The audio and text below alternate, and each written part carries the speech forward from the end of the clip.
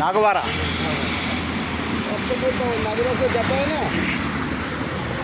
ಸ್ನೇಹಿತರೆ ನೋಡಿ, ಇದೊಂದು ವಾಹನ ಇದೆ. ಈ ವಾಹನ ರಾತ್ರಿ ಪೇಂಟ್ ಆಗಿದೆ. ಈ ವಾಹನ ಯಾರ್ದು ಏನು ಅನ್ನೋದು ಇದುವರೆಗೂ ಕೂಡ ತಮಗೆ ತಿಳಿದಿಲ್ಲ. ಆದರೆ ಇಡೀ ಬೆಂಗಳೂರಲ್ಲಿ ಈ ಥರದ ವಾಹನಗಳು, ಎಷ್ಟು ವಾಹನಗಳು ಕಳ್ಳತನವಾಗಿ ಈ ರೀತಿಯ ಒಂದು ಕೆಲಸ ಕಾರ್ಯಗಳಿಗೆ ವಾಹನಗಳು ಬಳಕೆ ಆಗ್ತಾ ಇದೆ ಅನ್ನೋದಕ್ಕೆ ಈ ಒಂದು ವಾಹನ ಸಂಪೂರ್ಣ ಜವಾಬ್ದಾರಿಯನ್ನು ಎತ್ಕೋಬೇಕಾಗುತ್ತೆ.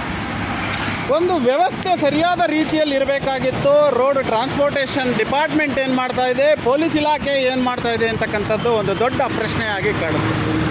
ಯಾಕೆಂದರೆ ಇವತ್ತು ಬೆಂಗಳೂರು ನಗರದಲ್ಲಿ ಸಂಪೂರ್ಣವಾಗಿ ಹಲವಾರು ಜಾಗಗಳಲ್ಲಿ ಗಾಡಿಗಳು ಕಳ್ಳತನವಾಗುತ್ತೆ. ಎಲ್ಲೆಲ್ಲಿಂದಲೋ ಬರುವಂಥವರು ಗಾಡಿಗಳನ್ನ ಓಡಿಸ್ತಾರೆ. ನ್ಯಾಯಬದ್ಧವಾಗಿ ಕಾನೂನಿಗೆ ತೆರಿಗೆ ಕಟ್ಟಿ ಗಾಡಿಗಳನ್ನ ಓಡಿಸುವಂತಹ ನಮ್ಮಂಥವ್ರನ್ನ ಪೊಲೀಸ್ ಇಲಾಖೆ ರಸ್ತೆಯಲ್ಲಿ ಹಿಡಿದು ದಂಡ ಹಾಕ್ತಾರೆ.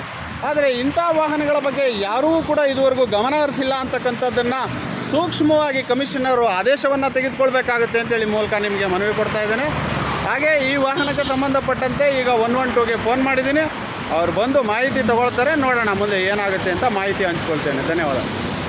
ಸಾಮನೆ ತಾಳ್ರಿ,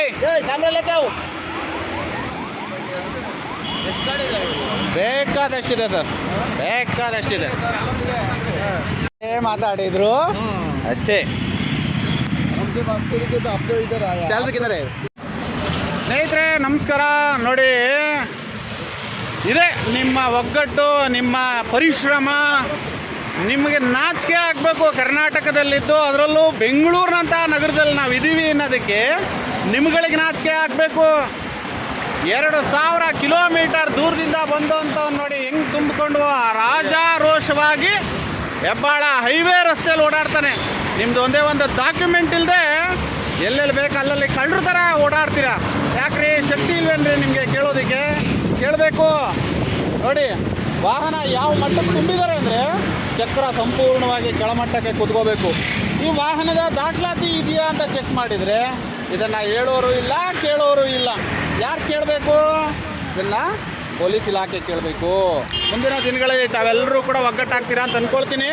ಇದ್ರ ಬಗ್ಗೆ ಒಂದು ದೊಡ್ಡ ಕಾರ್ಯಾಚರಣೆಯನ್ನು ಮಾಡಿ ಕರ್ನಾಟಕದಾದ್ಯಂತ ಸಂಪೂರ್ಣವಾಗಿ ಈ ಥರದ ವಾಹನಗಳು ನಿಷೇಧ ಆಗಬೇಕು ಅಂತೇಳಿ ನಾನು ಕೇಳ್ಕೊಳ್ತೇನೆ.